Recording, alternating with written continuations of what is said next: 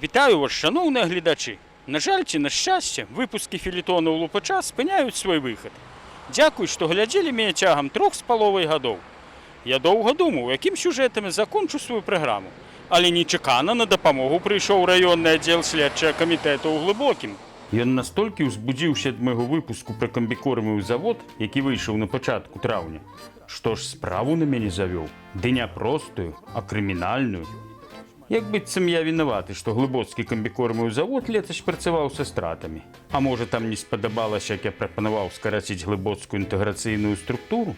Пра гэта паспяшылі паведаміць у глыбоцкай раёнцы. Праўда, мне не зразумела, як гэта я раней не судзімы ўжо паспеў зрабіць паўторнае злачынства. Па тлумачэнне звярнуўся да праваабаронцы. Когда в стране не до законов, то можно преступниками объявлять весь народ. Здесь явное нарушение права на презумпцию невиновности. Человек может быть назван преступником лишь только по приговору суда, вступившего в законную силу. Раёнка змясціла інфармацыю пра мяне не толькі на сваім сайце. Напісалі і ў папяровай версіі. Ды пад якой рубрыкай?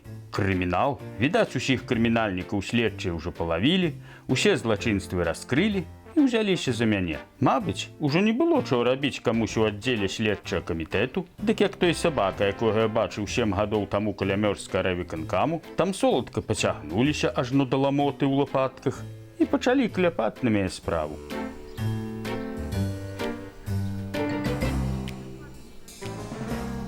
Раней амаль на кожны мой сюжэт заводзілі адміністратыўныя справы, а цяпер дык крыміналку шыюць. Чаму ж такое перадузятае стаўленне да моей асобы? Так, я выказваў крытыку службовых асобаў, але я ніколі нікога не зневажаў асабіста. Здесь дело идет не об оскорблении, здесь как я понимаю, здесь вопрос в том, что Лупач сотрудничает с экстремистским формированием Белсат. Вот. Но почему именно на Лупача возбудили уголовное дело, а, например, не возбудили уголовное дело в отношении бывшего министра иностранных дел Макея, который тоже давал интервью журналистам Белсат, который сейчас признан экстремистским материалом. Владимир Макей памёр у лістападзе 2022 года, але для лукашэнкаўскай прокуратуры смерць былого министра невялікая перашкода. Генеральная прокуратура имеет уже опыт осуждения мертвых людей, вот, поэтому я считаю, что вместе с Лупачем рядом должен стоять и Макей. Што праўда, наўрад ці так званыя праваахоўнікі прывалакуць Макея на мой суд, але яны могуць пастарацца адправіць мяне на сустрэчу з Макеем. Я ўсё ж спадзяюся, што да гэтага не дойдзе. Тэлеграм-канал, блізкі да глыбоцкіх сілавікоў, апублікаваў мой здымак з подпісам, што мяне чакаюць у глыбоцкім ізалятары. Нават марку фотакамеры вызначылі. Што праўда, памылкова. У 2014 годзе, калі і быў зроблены гэты здымак, я толькі марыў пра Nikon 55300, а ў руках у мяне вось гэта камера, Nikon 3100, якую я здымаю ўжо 12 год. І яшчэ, следчыя пішуць, што я выкарыстоўваў нявызначаную прыладу.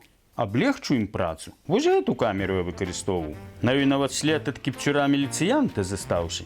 На пажары ў Буцлаве мясцовы участковы спрабаваў здзерці пагоню.